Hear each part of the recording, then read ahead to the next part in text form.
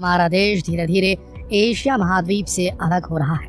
क्या ये किसी आने वाले खतरे के संकेत है? आखिर इतना बड़ा देश अचानक से कैसे टूटने लगा? इसका भूखंड कैसे टूटने लगा? इसी सवाल के जवाब में एक और सवाल का जवाब भी छिपा हुआ है, वो ये कि भारत का निर्माण कैसे हुआ।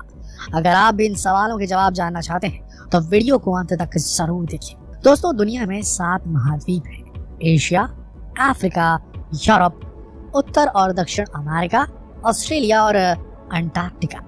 अगर आप सैटेलाइट से ली गई धरती की इमेज देखेंगे तो आपको ये सभी द्वीप अलग अलग नजर आएंगे, लेकिन ये महाद्वीप हमेशा से इस तरह नहीं थे।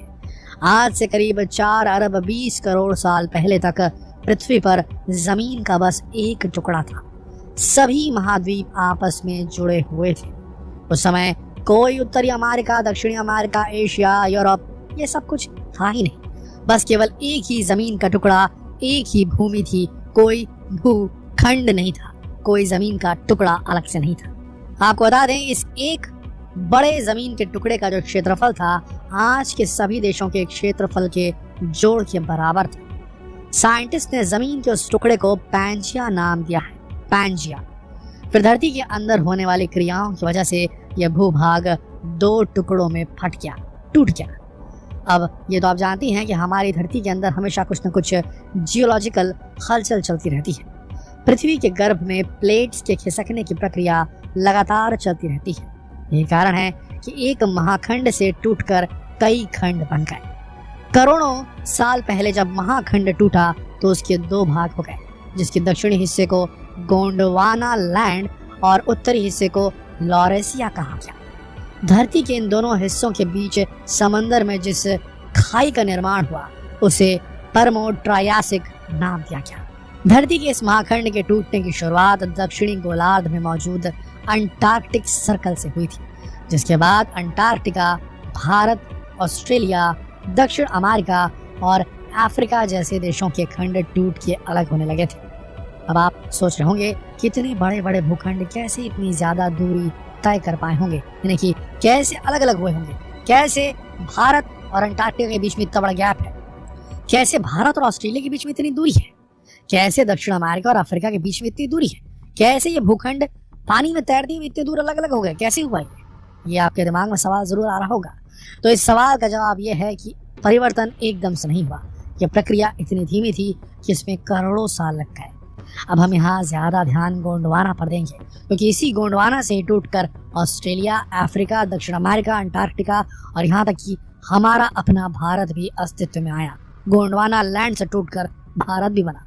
आज से 18 करोड़ साल पहले गोंडवाना टूटना शुरू हुआ और धीरे धीरे ये सभी महाद्वीप इससे अलग होते चले गए।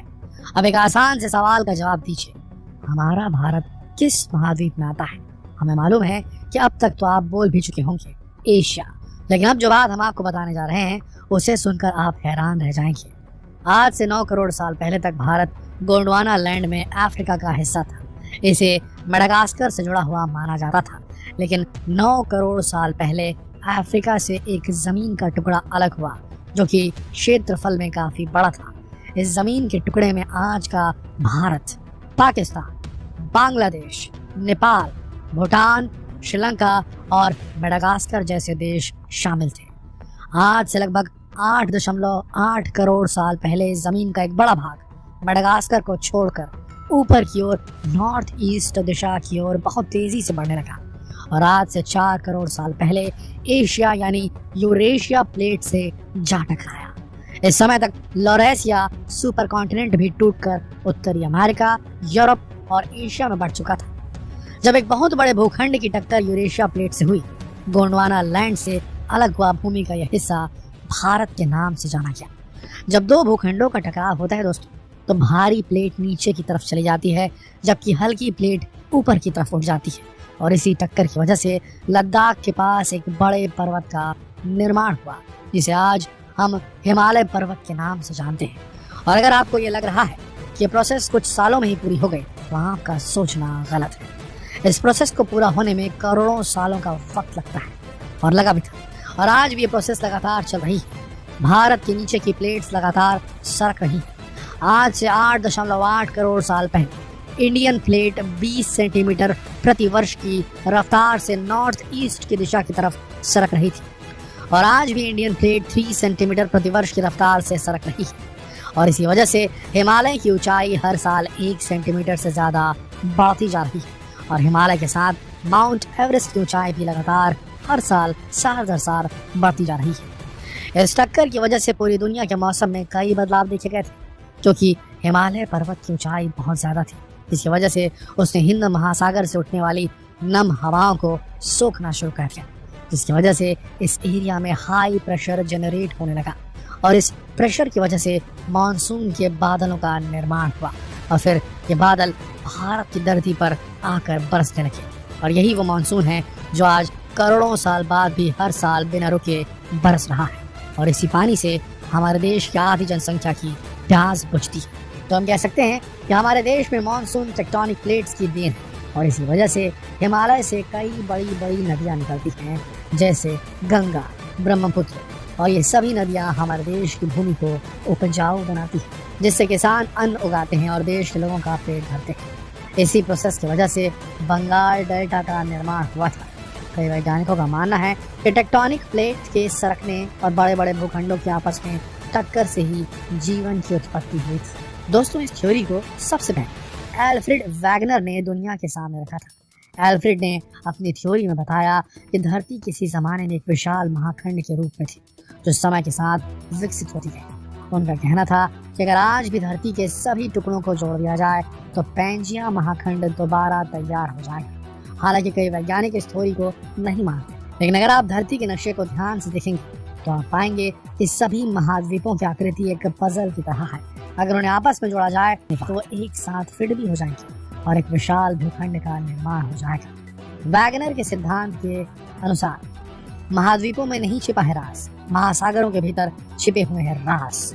उन्हें उजागर किया अमेरिकी भूवैज्ञानिक मैरी थॉर्प। इनके अनुसार समुद्र का धरातल लगातार बदल रहा है। धरती की कोख में जो आग धधक रही है उसका लावा अक्सर नीचे से ऊपर आता है। यह लावा समंदर की तलहटी में फैलता जाता है। जब धरती के भीतर के दबाव से लावा बाहर आता है तो उसकी वजह से समंदर के अंदर के पहाड़ बनते हैं। अब चूंकि धरती के भीतर से लावा लगातार निकल रहा है, इस वजह से समंदर के अंदर चट्टानों की हलचल मची हुई है। समंदर की तलहटी की बनावट में बदलाव के असर से महाद्वीप भी खिसक रहे हैं। असल में सारे महाद्वीप टेक्टोनिक प्लेट्स के ऊपर स्थित हैं। इनके नीचे की धरती की परत समुद्र की तलहटी से निकल रहे लावे के दबाव से खिसक रही है। इसीलिए महाद्वीप भी लगातार खिसक रहे हैं। आज भी बड़ी तेजी से धरती के अंदर परिवर्तन हो रहे हैं। टेक्टोनिक प्लेट्स लगातार सरक रही हैं, जिसका नतीजा था 2015 में नेपाल में आया भयंकर भूकंप। इस भूकंप की तीव्रता 7.8 थी और इस भूकंप की वजह से नेपाल के साथ इंडिया का एक बहुत बड़ा भूभाग भी प्रभावित हो गया था।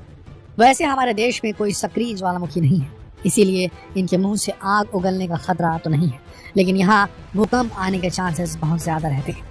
वैज्ञानिक मानते हैं कि जिस तरह से महाद्वीपों के नीचे की चट्टानें खिसक रही हैं, उससे अगले 25 करोड़ साल बाद सारे महाद्वीप फिर से एक दूसरे से जुड़ सकते हैं। लेकिन ये परिवर्तन किस तरह से होगा इस बारे में अभी कुछ नहीं कहा जा सकता। बस एक बात पुख्ता तरीके से कही जा सकती है, वो ये कि धरती के अंदर खलबली मची है। इसके असर से धरती की ऊपरी परत खिसक रही है। दोस्तों, ये जानकारी आपको कैसी लगी हमें कमेंट में ज़रूर बताएं। वीडियो को अपने दोस्तों के साथ ज़रूर शेयर करें ताकि वो भी भारत के निर्माण की कहानी और भारत का 2 भाग हो जाने की, क्योंकि फिर से भूखंड टूटेगा, ये पुरानी रीत चली आ रही है धरती पर।